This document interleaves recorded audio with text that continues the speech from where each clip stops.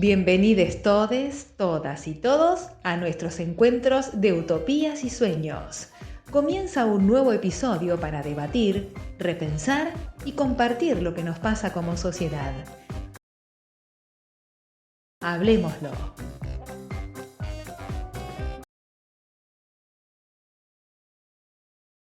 Bueno, ya estamos en un nuevo episodio con música de fondo de Sebastián Fucci. Así que nada, comenzamos con todo. Hoy estamos Gustavo y Luis. Hola Gustavo, hola Luis.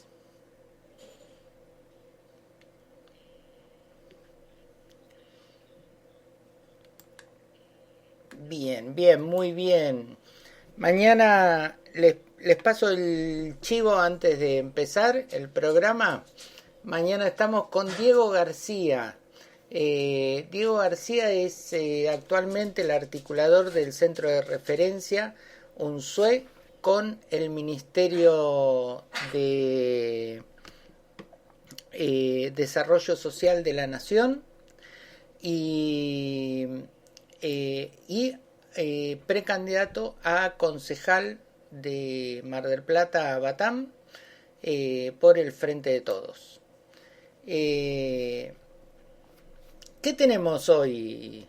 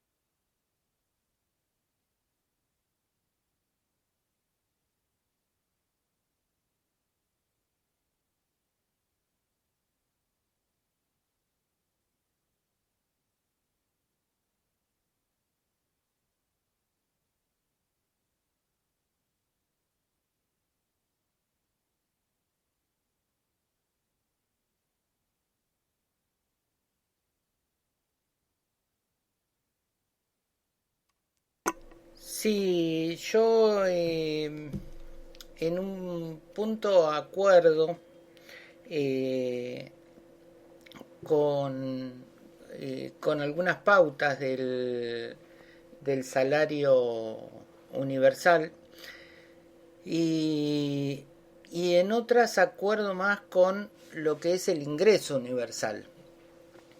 El ingreso universal presupone no eh, no eh, a ver, me perdí. El ingreso universal presupone una no contraprestación, un no pedido de contraprestación, mientras que el salario universal sí implica una contraprestación, o sea que tienen que hacer algo. Y nosotros tuvimos a dos invitados que pensaban completamente distintos, no acá, pero sí en otro ámbito que trabajamos, eh, que fue una socióloga de San Juan y no me acuerdo del nombre de ella ahora, pero ya se me va a venir a la cabeza, y de un político de Capital Federal. El político hablaba de salario universal, o sea que implicara una contraprestación, un trabajo, algo que tuvieran que dar a cambio de eso. Y ella hablaba de ingreso universal. Ahí lo que ella decía es que el ingreso universal lo que tiene de bueno es que todos, universalmente, todo ciudadano argentino naturalizado o, o por adopción va a recibir el 100% sin importar si es un bebé, si es un niño, si es un adolescente, si es un adulto joven o un adulto mayor, todos reciben un ingreso. Un ingreso que les permita mínimamente vivir dignos y dignamente.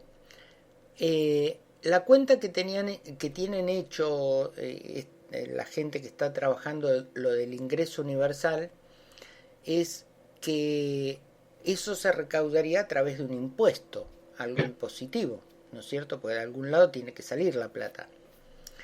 Entonces, habría un 80% o un 70 y pico por ciento de la población que estaría recibiendo un ingreso que antes no lo recibía. Un 12%, 10-12% le daría igual, porque lo que está recibiendo lo tendría que pagar de impuestos. Y el 10% restante tendría que pagar más del impuesto que lo que está recibiendo. Entonces me parece que es la manera ideal de encarar una redistribución de la riqueza, justamente. Bueno, sabemos que el trabajo tal como lo conocemos y la producción tal como la conocemos, de alguna manera se necesita, se requiere de soluciones diferentes, de soluciones creativas, porque pensemos, o al menos nosotros tenemos siempre presente que el trabajo es un derecho, ¿no? Entonces, justamente ese derecho parece que entra en conflicto o entra en un choque con las formas modernas de producción, donde la automatización, la robotización y demás cada vez prescinde de más trabajadores y que también lleva a un modelo de concentración que es obsceno, donde hay personas que en su fortuna personal tienen más riquezas incluso que muchos países, incluso que nuestro país. Entonces, bueno, habrá que debatir cuál es la forma, ya que hacia el pasado no se puede volver. La robótica, la automatización y demás han llegado para quedarse. Sí, coincido con esto, ¿no? Con la modificación. Yo creo que lo que no cambia en los modelos de producción y en las formas de relaciones de producción en el sistema es la explotación y es el sometimiento.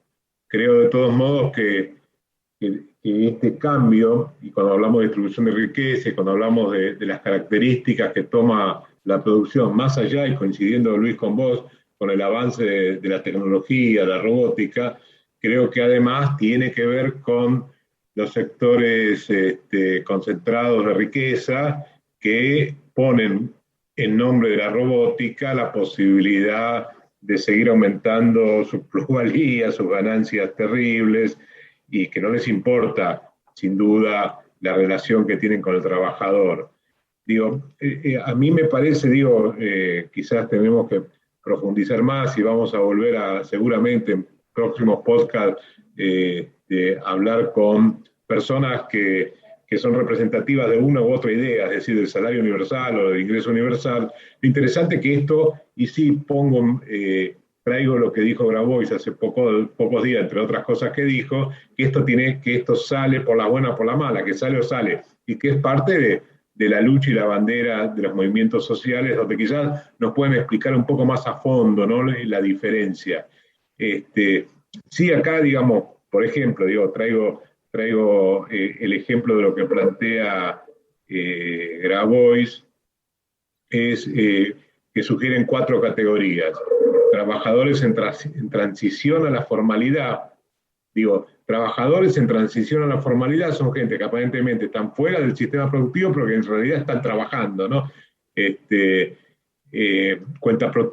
Cuentapropistas, no profesionales o trabajadores no registrados, jóvenes entre 18 y 30 años que encuentren formándose para integrarse al mercado laboral, trabajadores de la economía del cuidado cuyo trabajo no se encuentra remunerado, ¿no? Y hay cientos y cientos de trabajadores en esa instancia, y una parte de la población rural que incluye a los pueblos originarios, comunidades campesinas, pequeños productores hortícolas y trabajadores temporarios, que es gente que existe, no, digamos, que no solamente que existe, sino que tienen trabajos no reconocidos.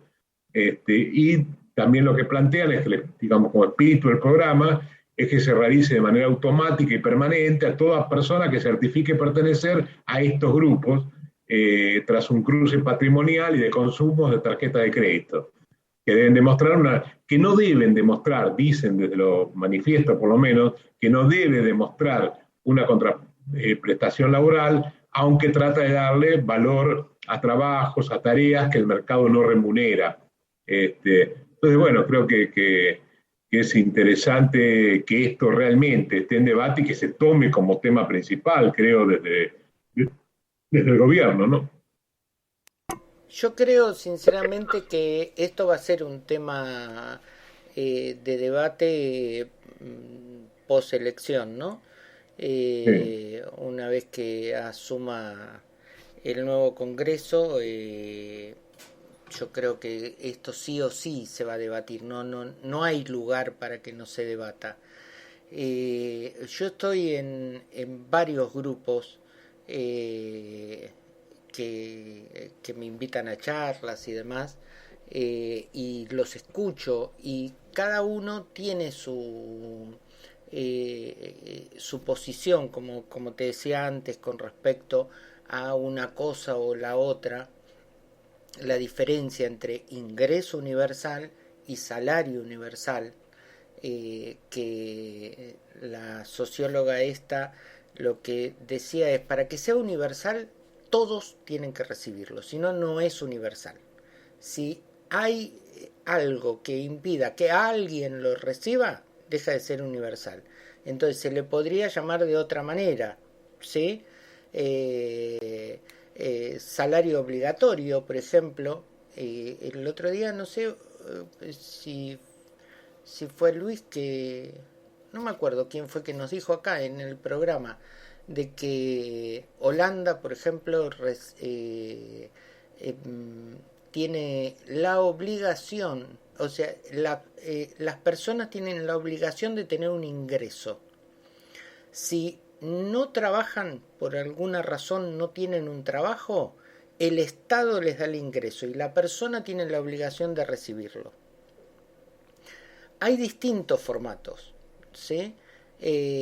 Un formato, por ejemplo, es ese, el de Holanda.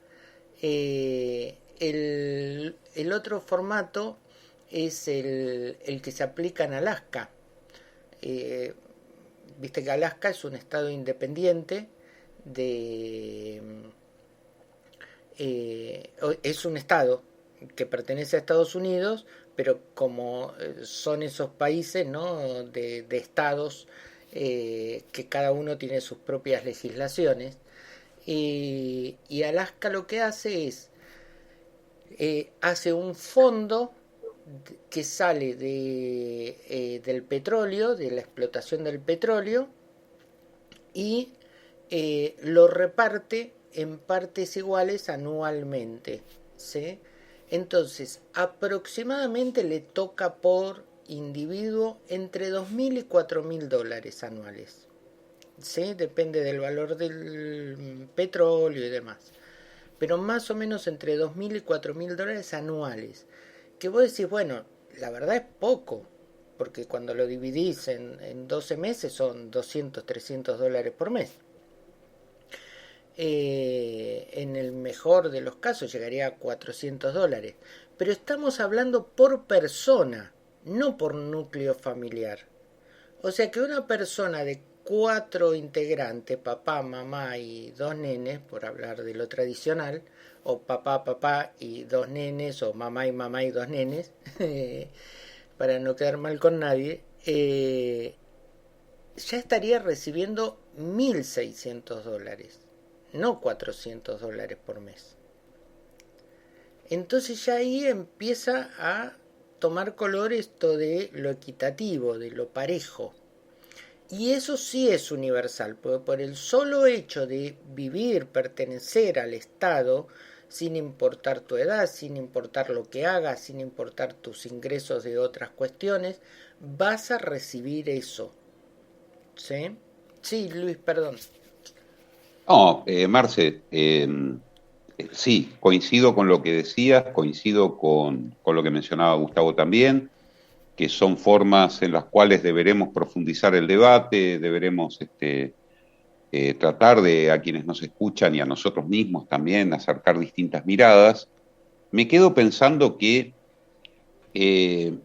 sin un ingreso independiente, sea por un salario universal, sea por un ingreso universal, es muy difícil que haya proyecto, que haya libertad, que haya tareas que están relacionadas, como bien mencionaba Gustavo, en este proyecto que propone Juan Grabois, tareas que actualmente no son remuneradas o futuramente no son remuneradas, pero sí son importantes para la sociedad, porque aparentemente sucede esto de que nosotros recibimos una contraprestación en dinero a cambio de tiempo bajo esta lógica del sistema productivo. Y aquel que se dedica a las artes, a que todos vivamos un poco mejor y demás, ese no es importante. Es decir, como si la mera personalidad quedara reducida y limitada por el mismo sistema a lo que somos capaces de transformar, sea desde la economía del conocimiento, desde la economía de la producción, desde la economía agraria o la que fuere. Yo todos estos proyectos considero que son muy interesantes porque dan libertad, otorgan libertad. Y nosotros tenemos un ejemplo en lo grande, y es similar a lo chico, con nuestro país. Nuestro país, cuando no tiene libertad económica, porque se encuentra endeudado, porque se encuentra condicionado por empréstitos, por fondos, buitres, por organismos internacionales de crédito y demás, detrás de eso hay una dominación más visible que cuando esas condiciones no existen. Es decir, el intento de dominación está siempre, pero es mucho más visible cuando está condicionada tu economía. No sé si alcanzo a darme a entender con esto. Sí, por supuesto, y ahí es donde adquiere esa visibilidad, ¿no?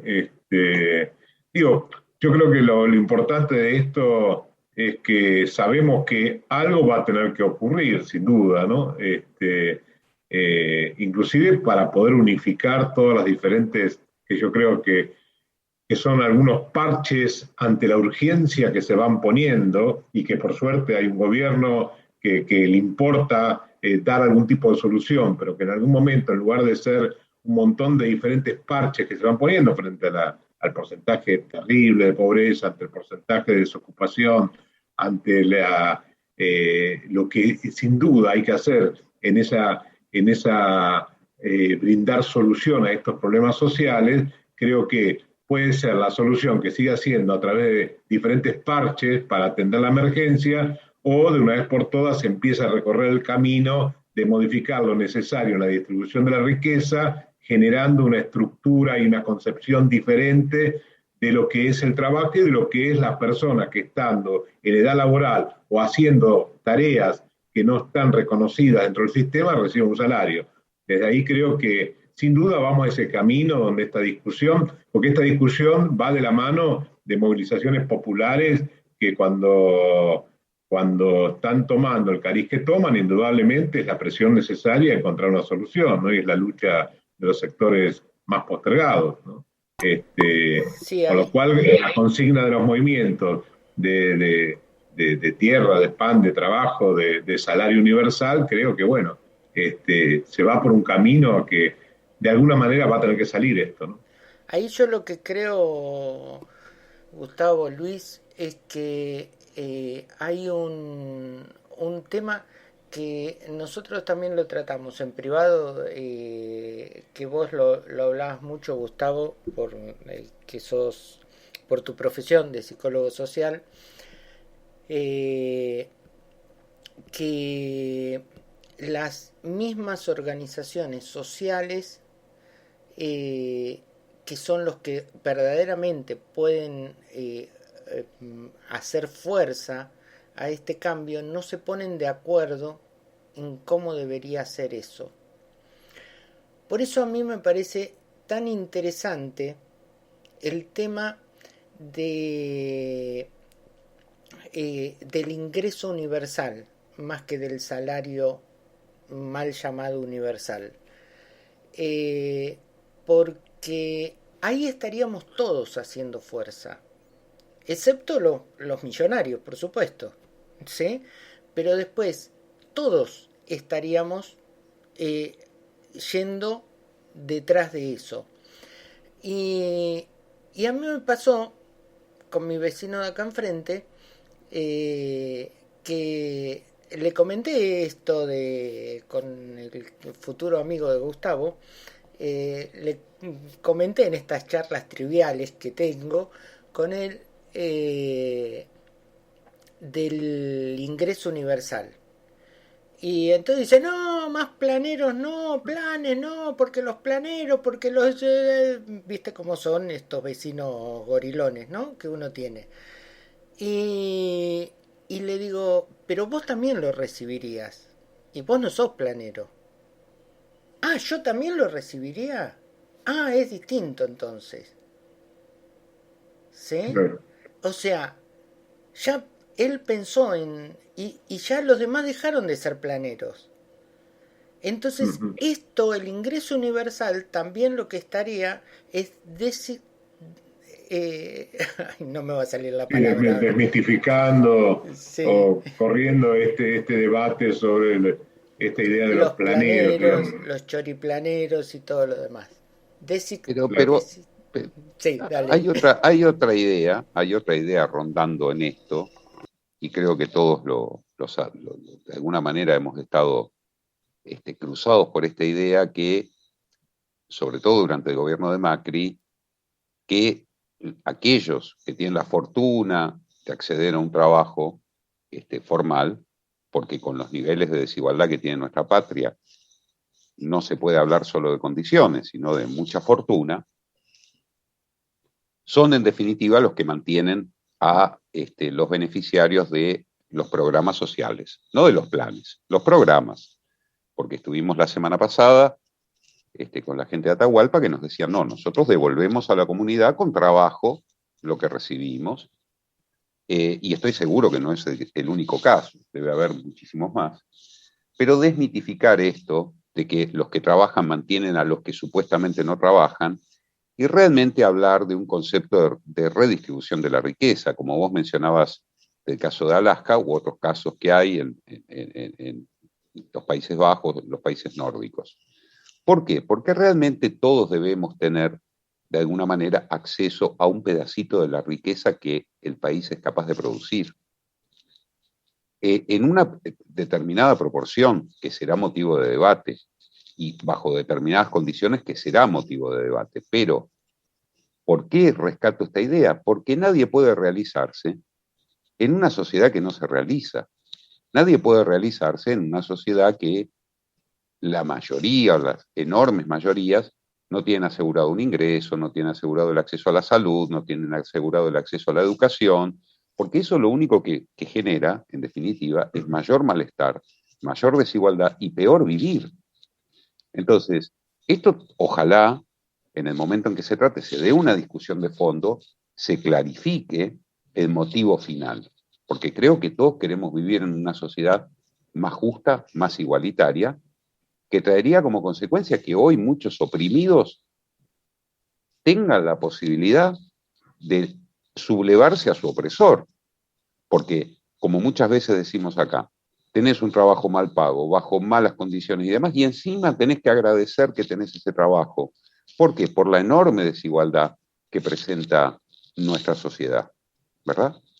Y que es motivo de que nuestro gobierno se está ocupando desde distintos ángulos, con distintas iniciativas, bueno, pero que indudablemente está en la agenda de nuestro gobierno el construir una sociedad más justa. Les hago Sí, una sí, digo, consulta, compañeros. perdón. ¿Les parece que vayamos a una pausa? ¿Da para que después de la pausa sigamos charlando? ¿O hacemos la charla seguidita hasta que terminemos? Me parece bien, Marcelo, que vayamos a una pausa. Bueno, vamos entonces a escuchar El tren de... Uy, me olvidé el nombre. Sebastián Fucci. Sebastián Fucci. Fucci me acordaba. Un poco de música para amenizar la charla. A la vuelta, seguimos debatiendo, repensando y compartiendo de utopías y sueños.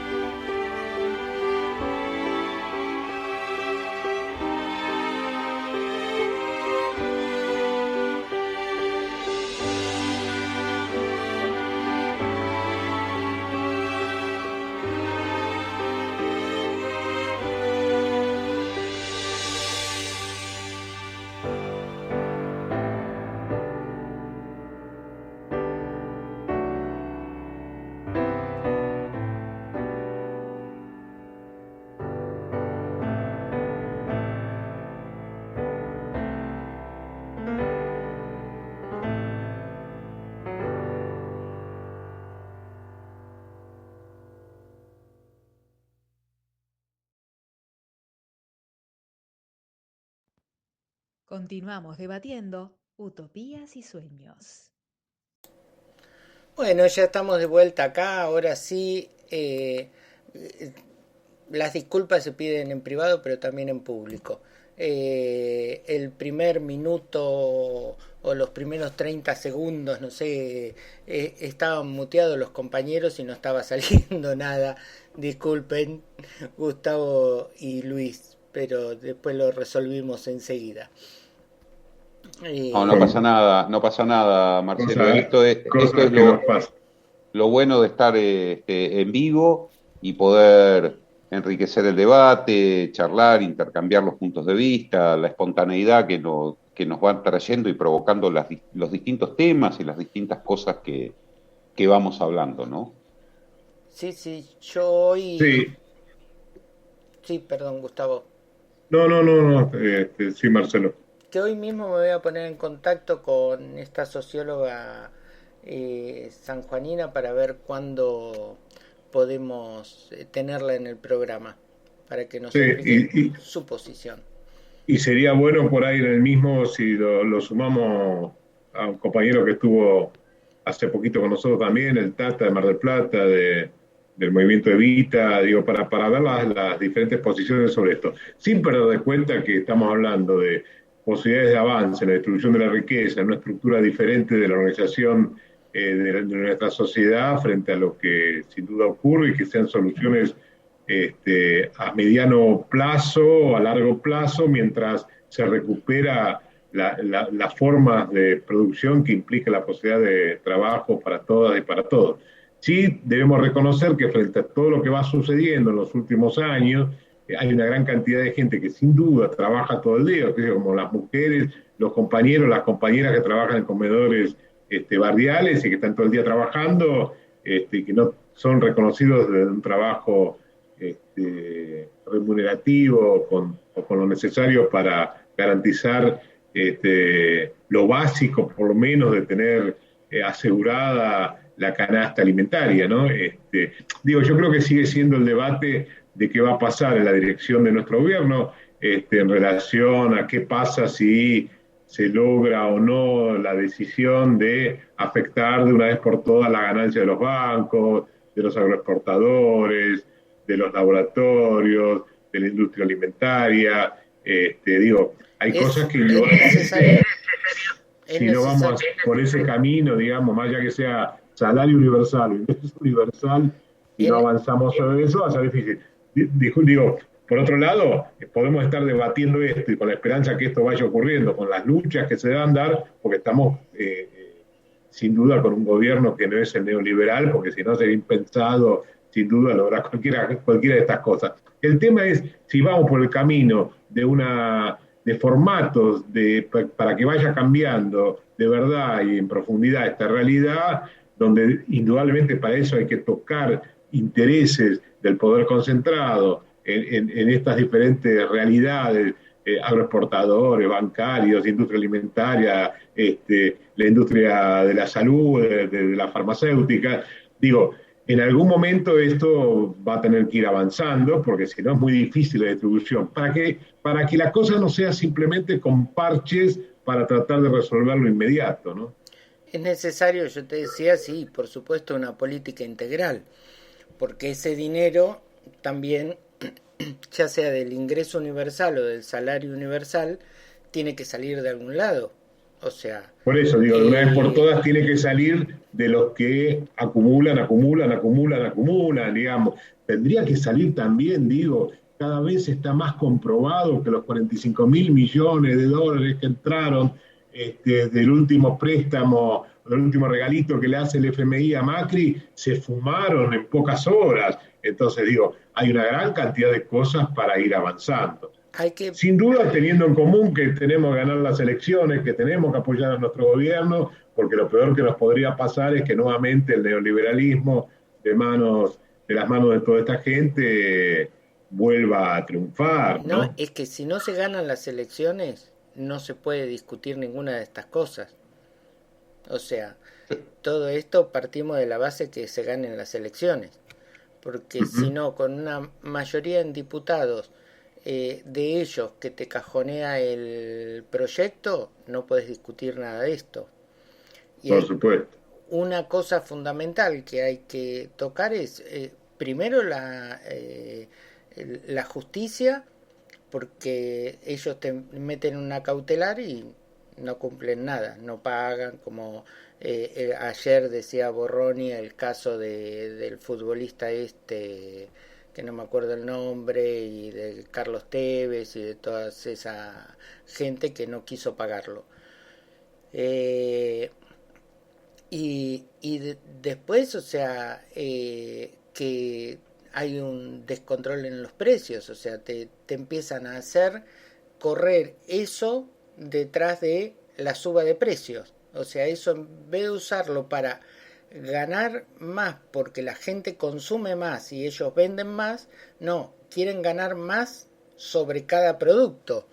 Por Y supuesto. ahí se crea esas Sí, corridas que después terminan no sirviendo el salario o el ingreso universal.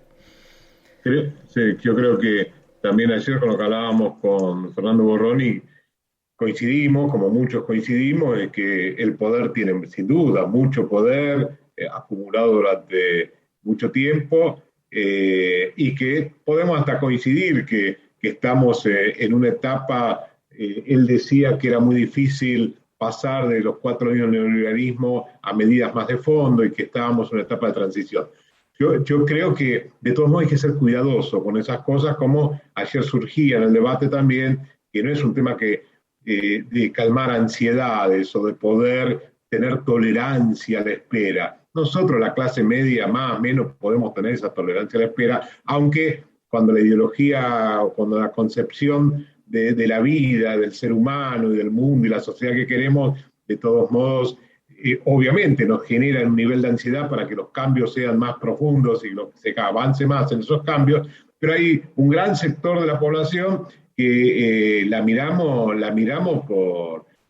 observamos desde un lugar de grandes diferencias, cuando no tenemos necesidades básicas tan insatisfechas. Entonces, no podemos hablar demasiado. ¿Cuál sería ese tiempo? ¿Cuál sería el tiempo para bajar el nivel? Digamos, nosotros podemos bajar el nivel de ansiedad, pero ¿cuál sería el tiempo de espera de los sectores hoy más postergados, donde hay hambre, donde hay falta de vivienda, donde hay falta de reconocimiento al trabajo que se hace, donde hay dificultades en el acceso a la educación, a la salud? Entonces digo, por supuesto que esa realidad es diferente. Entonces, bueno, digo, aunque hoy yo personalmente diga, bueno, estamos frente a un gobierno de transición, pero digo, a ver, mi ansiedad me ayudaría a tolerar esa ansiedad, construyendo en mí mismo una esperanza crítica, una esperanza sobre esta realidad y sobre lo que nos está pasando, si se ven, aunque sea algunos signos. Para mí los signos no son ni la hora 30, ni los parches del socorro inmediato a lo que pasa, sino empezar a ver, vislumbrar alguna medida que de alguna manera, como lo hizo Néstor, sin hablar como lo hizo el general Perón, todo en épocas diferentes, todo en coyunturas diferentes, pero algún signo de una batalla más mano a mano con los sectores que tienen que de una vez por todas no ser tan libres y seguir acumulando riqueza, ¿no? Yo coincido con lo que vos decís, Gustavo, y con lo que también menciona Marcelo. Acá el norte, el rector de las políticas de gobierno que nos gustarían, es esa clara directriz que nos dejó Evita, que es donde hay una necesidad y un derecho. Hoy nosotros tenemos compañeras, compañeros, compañeres que realmente están muy lejos de un estándar mínimo de vida que les permita construir ciudadanía. Porque acá es importante en esta discusión, en esta charla que estamos teniendo entre amigos, separar la declaración de los derechos, lo declarativo, del ejercicio de los derechos. La educación en nuestro país, afortunadamente, es pública y gratuita, pero se tienen que dar unas condiciones para que uno pueda acceder a esa educación. Uno tiene que poder pagar el transporte, donde se paga y otras partes que no se paga. Uno tiene que poder comprar los cuadernos, los libros, las fotocopias, y lo mismo con cualquier ejemplo que analicemos, sea la salud, sea la educación, sea cualquier cosa, tiene unos prerequisitos. Eso es construir ciudadanía, eso es lo que nosotros festejaríamos, que indudablemente estamos en esa dirección, pero esta lucha frontal que vos traes, Gustavo, implica de alguna manera cortarle, tocarle un poquito la manito, darle un golpecito en la manito a los poderosos, ¿no? A los poderosos que quieren un país desigual, un país donde lo declarativo es magnífico, pero lo que se ejerce es pobre. Y bueno, y creo que ahí está el desafío que comienza con estas elecciones de medio término. Entonces, podremos discutir la velocidad del cambio, lo que ojalá todos los que nos escuchan y nuestros amigos y nuestros compañeros tengamos la convicción de que este es el rumbo. Después discutamos la velocidad del cambio, pero tenemos que continuar siendo gobierno, tenemos que continuar profundizando en construir ciudadanía y un país más igual para todas y para todos. Yo creo que por ahí va la cosa, ¿no? Sin duda, pero tenemos que tener también una estrategia, llamémosle post pandemia, de cómo hacemos para todos los compañeros estar en la calle. Pero cuando digo todos, no es solo los compañeros peronistas o los compañeros del Frente de Todos, sino que mi vecino también salga a la calle, ¿no? Que no es peronista. Porque me parece que es una lucha que tenemos que dar entre todos por este tema. O sea, cuando uno se pone a ver que el Internet de verdad es esencial, porque hoy es esencial.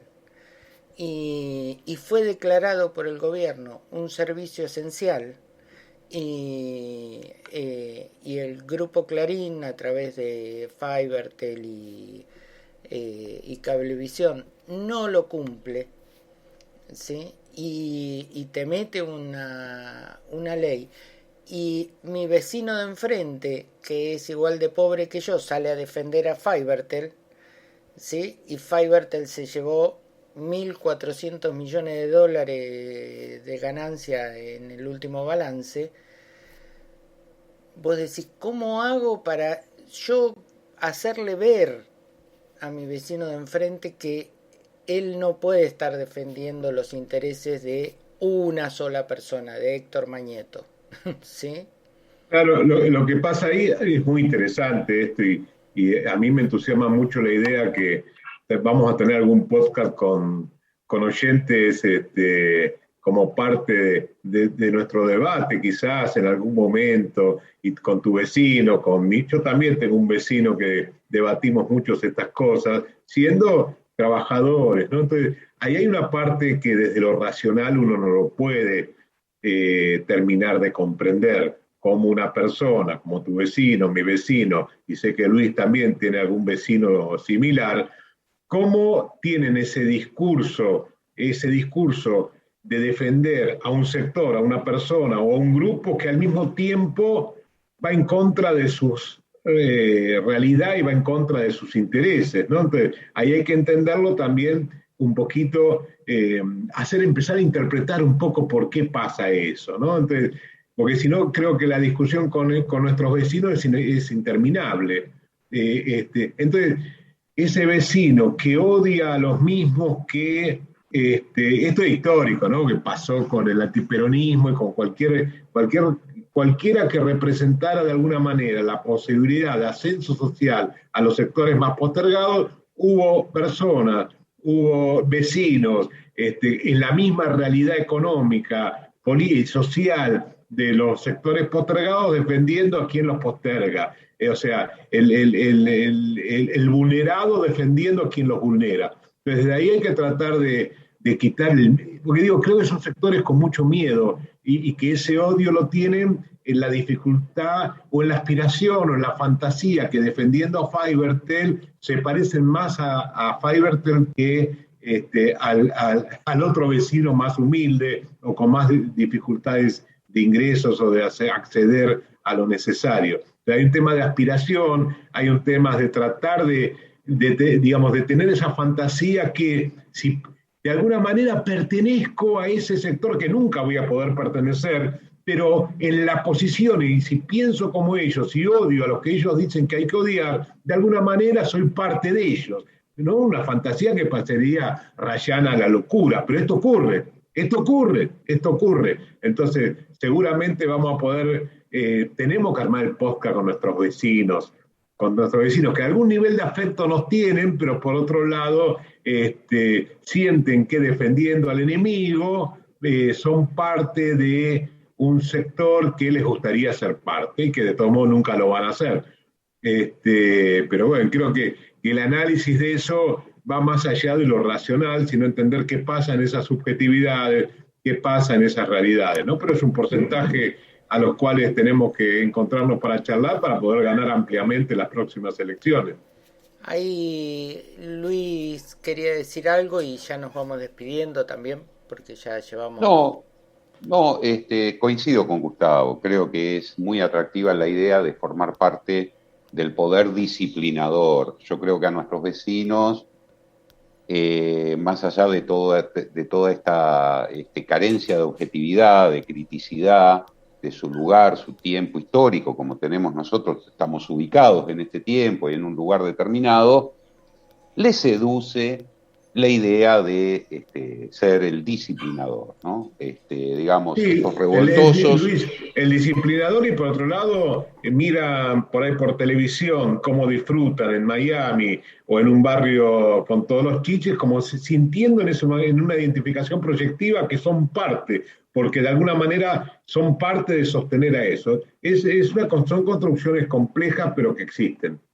Por supuesto que sí. Yo digo que nosotros, como revoltosos que somos, tenemos que invitar a alguno de nuestros vecinos. Pero será en otro podcast. Bien, gracias compañeros por acompañarme hoy y siempre. Y bueno, mañana estamos con Diego García, precandidato a concejal de acá de la ciudad de Mar del Plata.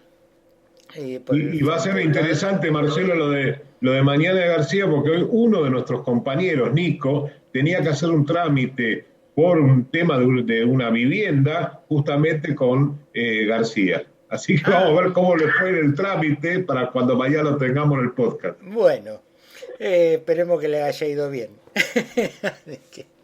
Mañana veremos.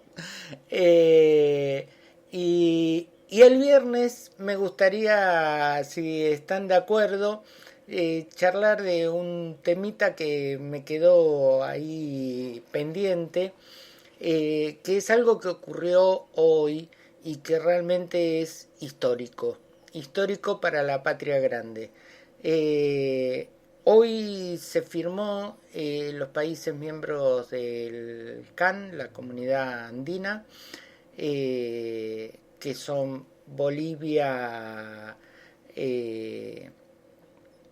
Perú, Ecuador y Colombia, un libre tránsito de las personas, libre tránsito y permanencia. O sea, cualquier boliviano puede ir a Colombia solo mostrando su DNI y entrando, y puede trabajar y puede residir el tiempo que guste en Colombia, en Ecuador o en Perú. Cualquier colombiano lo puede hacer en Perú, cualquier ecuatoriano lo puede hacer en cualquiera de los otros 3 países. Y eso la verdad que es un paso tan grande. Una vez escuché a Amado Boudou decir que una de las peleas que él dio cuando era ministro de Economía del gobierno de Cristina fue justamente porque desde en la ONU pedían la libertad de tránsito de la mercadería, ¿sí?, del mercado, la libertad de mercado, y que él decía, bueno, ¿y la libertad de las personas? ¿El libre tránsito de las personas? ¿También nos ponemos de acuerdo en eso? Así que bueno, si te parece, Gustavo, porque Luis se tuvo que retirar, ¿lo charlamos el viernes? Buenísimo, buenísimo, Marcelo. Vamos a profundizar sobre ese tema. Bueno, gracias. Gracias a vos, Marcelo. Hasta el viernes, hasta mañana, perdón. Hasta mañana.